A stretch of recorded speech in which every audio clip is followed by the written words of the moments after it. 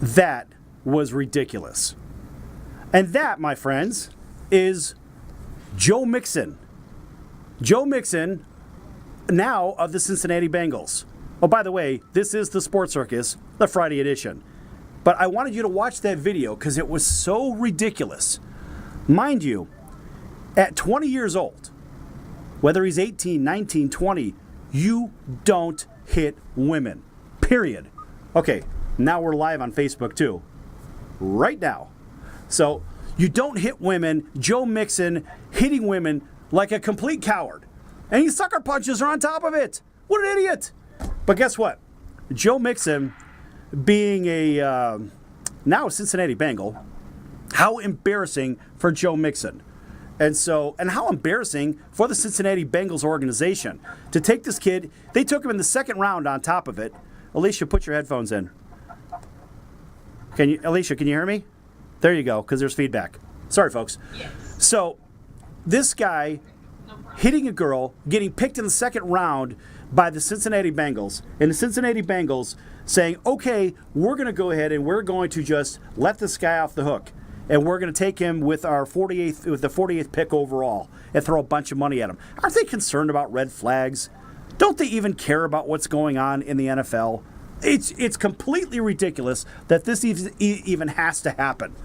And, let's face it, you take the track record for the Bengals. They've had some spotty track record, but the worst one, of course, would be the Baltimore Criminals. Because, you got murderers, you've got wife beaters, you got all kinds of crazy things going on there. In fact, the best place for Joe Mixon to be in should have been Baltimore. But I guess Baltimore's having a little bit of a rub-off on Cincinnati. So I guess, since they play in the same division, I think they do. Yeah, anyway.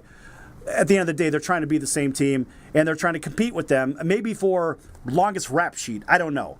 But at the end of the day, it's just a really bad setup. Hey, our clock is not going right now. And it's not it's live, folks. Just that he would go to, to the Ravens or anything like that. If you think about who he would probably be best fit with, look at the Raiders. The Raiders went ahead and took Conley. Conley's under investigation right now for all this sexual misconduct. Right. The Raiders will gladly accept somebody like that. And the thing is that the Raider Nation would gladly accept somebody like that because they embrace the persona of being thugs and being feared. Now, if it were me, I think that Mixon should have gone to the line. Mixon. And the reason why is because I would call him the cowardly lion. Okay. So he should have went to the Wizard of Oz team, is what you're saying? Well, okay. He needed a brain and a heart as well. Right. He doesn't have any of that. No, I think he could have been the cowardly lion. Right? He has no courage. No courage at all. He's just a complete piece of shit. Sorry, it is what it is. And here's the best part about it. The best part about it is Judy Battista from the NFL Network says, forget about what happened in the past. So what the NFL Network did is they set up a woman to make that statement directly to the general public, just like you at home. The bottom line is you've got a woman stating it's okay for a guy to hit a woman. Now, you know damn well, if the NFL had nothing to do with this, there's no way that lady, and I hesitate to call her a lady, that she would have said something about that, because, she was probably paid a lot of money just to make that. And frankly, it's embarrassing. I have no idea why the NFL Network would even go so far as to say, well, it's okay. Forget about what happened. Yeah, that's not how it works. Sorry. Tell the court system that. Tell the girl who got the broken jaw. Tell her the same thing. And by the way, the Bengals are now throwing millions at this idiot, and I think she should be entitled to half his salary just because he was just a big pussy about it, and he had to go and hit a girl like an idiot. What do you guys think? I think it's just absurd. Right. Like you said, for him to put his hand on a woman and what do you think? Still get paid millions of that. It's like the slap on the wrist. One of these athletes, it's like there's no real repercussions for anything that they do anymore. Right. So they're going to continue to act this way because they're not getting penalized. And then when they do get penalized, it's just a little bit of slap on the wrist. The money that they're finding them is nothing. Right. I I think that they should suspend him, kick him out of the league, make Why even bring him into the league? Why would they bring him into the league in the first place? Right. I mean, that's just the double standard is crazy. Now, why is it? I mean, look, the only guy that I know, or the only team that gets away with that on a regular basis is who? The Baltimore Thugs, the Baltimore Criminals. Call them what you want. They got murderers, they got wife beaters, they got them all. Mixon would have he would have fit in perfectly with those guys. It's like they're not giving out, they shouldn't give out jersey numbers anymore. They're just giving out inmate numbers. I think you're right, Alicia. You're right. Yeah, they should have them hold up the sign. You know, I'm number 473444, something like that, and I'm convicted for wife beating or some crap like that. All these players that do all that crap, they should not be allowed to be playing in the NFL or any professional level sports. Period. And I want to hear from everybody at home on that too. What's that?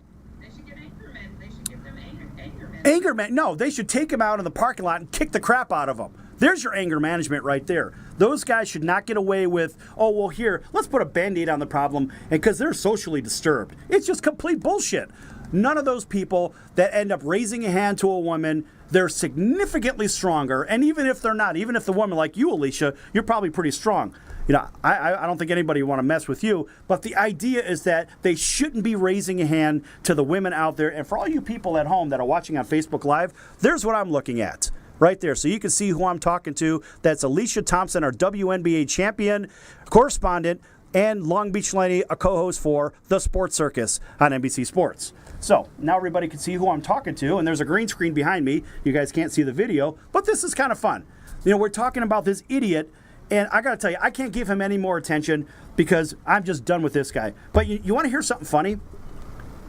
For all those people back in Chicago, all my friends and family, my hometown, our beloved Bears who really stink.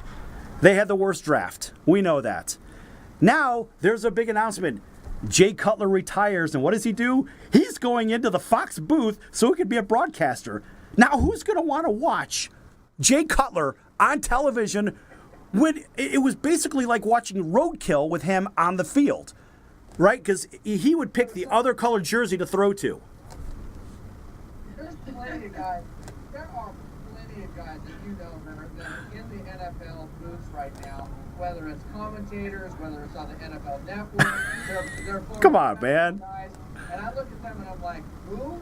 You know, I don't really have. They don't have any All-Pro status, and I'm like, who? What in the world are they hiring these people for? But at the same time, people are going to watch it because they can speak the X's and O's of the game. Heck, well, they're going to speak to him.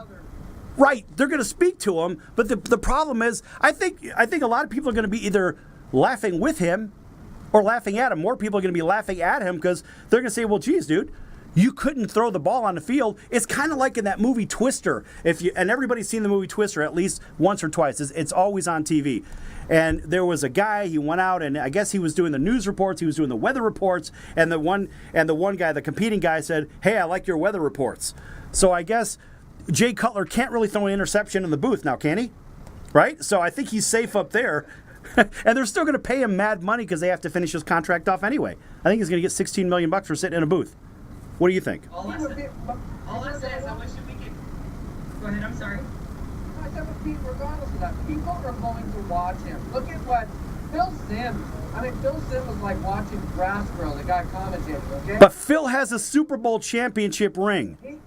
He has one Super Bowl championship ring, and now you have Tony. He has one. That's the trick. He's got one. And I'll tell you what, for the last, People are going to watch him. in the last 10 seconds, take the last 10 seconds. People are going to watch Cutler because he's a name that people recognize, You hearing period. You recognize the name, even if he was a colossal failure in a tank in the NFL, people recognize the name. Back with segment 4 of the Sports Circus on NBC Sports in just a few moments.